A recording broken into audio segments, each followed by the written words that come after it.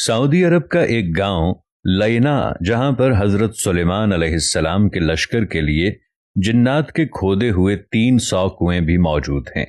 ان میں سے بیشتر اگرچہ ناکارہ ہو چکے ہیں، مگر 20 کنووں سے اب بھی لوگ میٹھا پانی حاصل کرتے ہیں۔ جنات نے یہ کنویں زمین کی بجائے سخت ترین چٹانوں کو توڑ کر بنائے تھے، جس پر اب بھی ماہرین حیران ہیں۔ ان عجائبات کو دیکھنے کے لیے دور دور سے سیاح اس علاقے کا رخ کرتے ہیں۔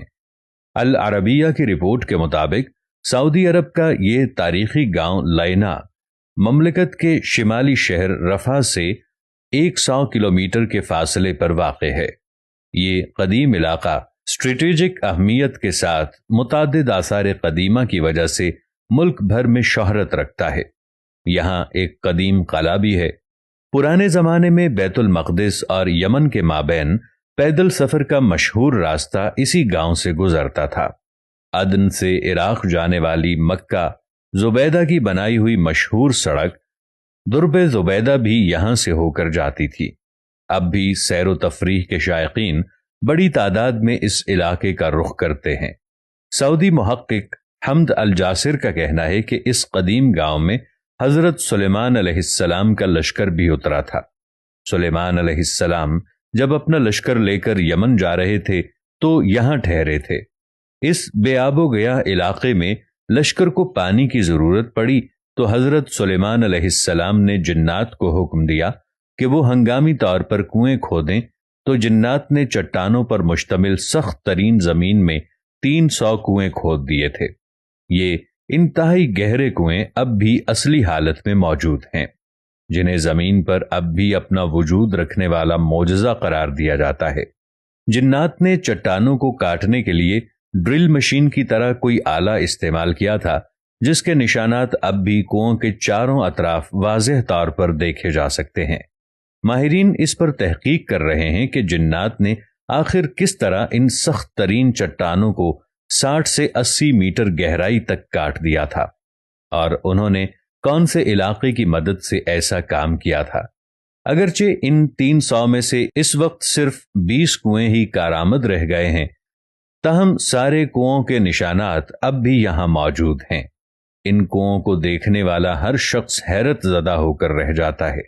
تاریخی روایات کے مطابق جب حضرت سلیمان علیہ السلام اپنے لاؤ لشکر سمیت یمن جا رہے تھے تو وہ یہاں دوپہر کے کھانے کے لیے اترے تھے۔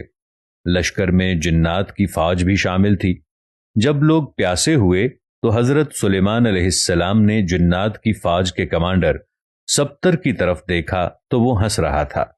حضرت سلیمان علیہ السلام نے اس سے ہنسنے کی وجہ پوچھی تو اس نے کہا کہ آپ لوگ پیاس سے تڑپ رہے ہیں، مگر میٹھا پانی آپ کے قدموں کے نیچے ہی ہے۔ حضرت سلیمان علیہ السلام نے سبتر کو پانی نکالنے کا حکم دیا تو تھوڑی دیر میں اس نے اپنی فوج کی مدد سے 300 کنویں کھود دیے اور سیدنا سلیمان علیہ السلام کا پورا لشکر سیراب ہو گیا۔ معروف مورخ یاقوت حمودی کے دور تک یہ سارے کنویں میٹھے پانی سے لبالب بھرے ہوئے تھے۔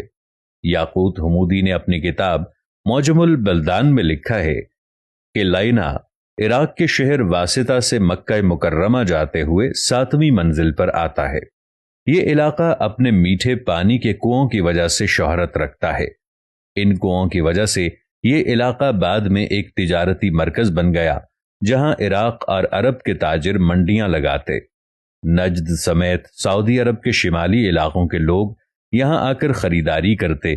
تاجر اپنا سامان تجارت یہیں اگلے سیزن تک محفوظ کیے پہاڑوں پر بنے بڑے بڑے گوداموں میں رکھتے، جنہیں سیابیت کہا جاتا تھا۔